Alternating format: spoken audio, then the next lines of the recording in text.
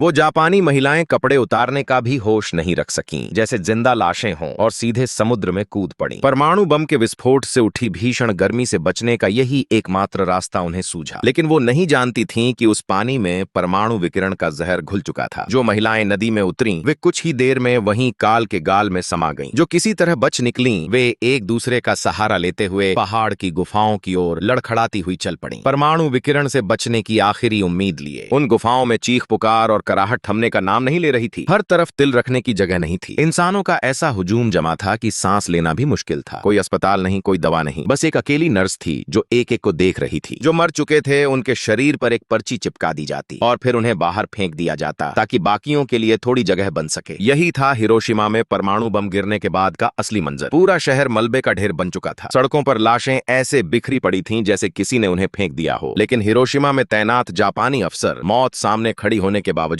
अभी भी जीत के सपने देख रहे थे। मैं इस दुश्मन को ठिकाने लगा दूंगा। इसी बीच आसमान से काली जहरीली तेजाबी बारिश बरसने लगी। पूरे शहर पर काला धुआं छा गया। जापानी सैनिकों ने महामारी फैलने के डर से लाशों को एक जगह इकट्ठा किया, उन पर पेट्रोल उड़ेला और मशाल लगाकर राख कर दिया। परमाणु विकिरण से जो बचे थे उनकी हालत देखकर रूह कांप जाती थी। बंदरगाह पर भीड़ उमड़ पड़ी। हर कोई किसी जहाज पर चढ़कर इस नर्क से भाग निकलना चाहता था। किसी पास के टापू पर। इस भगदड़ में कई लोग समुद्र में गिर गए और पानी में विकिरण का जहर और घुल गया। जैसे जैसे वक्त बीता, परमाणु विकिरण के दुष्प्रभाव सामने आने लगे। जो बच्चे ज्यादा कमजोर थे, उनकी मानसिक स्थिति बिगड़ने लगी। वे अचानक उठकर बेतहाशा चीखने चिल्लाने लगते। कुछ जमीन पर तड़पते, दौरे पड़ते उन्हें। लेकिन इस सब के बावजूद जापानी सेना ने हार मानने से इनकार कर दिया। उन्होंने आम नागरिकों को राशन बांटा और उनसे कहा, अपने विकिरण से जर्जर शरीर को ही हथियार बनाओ और अमेरिकी फौज के खिलाफ लड़ते रहो। लेकिन वो बेचारे नागरिक मौत की दहलीज पर खड़े थे, निढाल, टूटे हुए, किसी की बात सुनने की हालत में नहीं। फिर भी जापानी अफसर हार मानने को तैयार नहीं थे। वे एक जगह जमा हुए और मंथन करने लगे। अब क्या करें, कैसे उठें दोबारा? हिरोशिमा में तैनात कमांडर का मानना था, इतनी ताकतवर परमाणु बम दूसरी बार अमेरिका के पास नहीं होगी। बस इस विस्फोट को भड़काने के लिए इस्तेमाल करो। लोगों में अमेरिका के खिलाफ नफरत की आग जलाओ। हम अभी भी लड़ सकते हैं। लेकिन हिरोशिमा पर परमाणु बम गिरने के सिर्फ 3 दिन बाद 9 अगस्त 1945 अमेरिकी वायुसेना ने नागासाकी पर दूसरा परमाणु बम गिरा दिया, जिसे कोडनेम दिया गया था फैट मैन।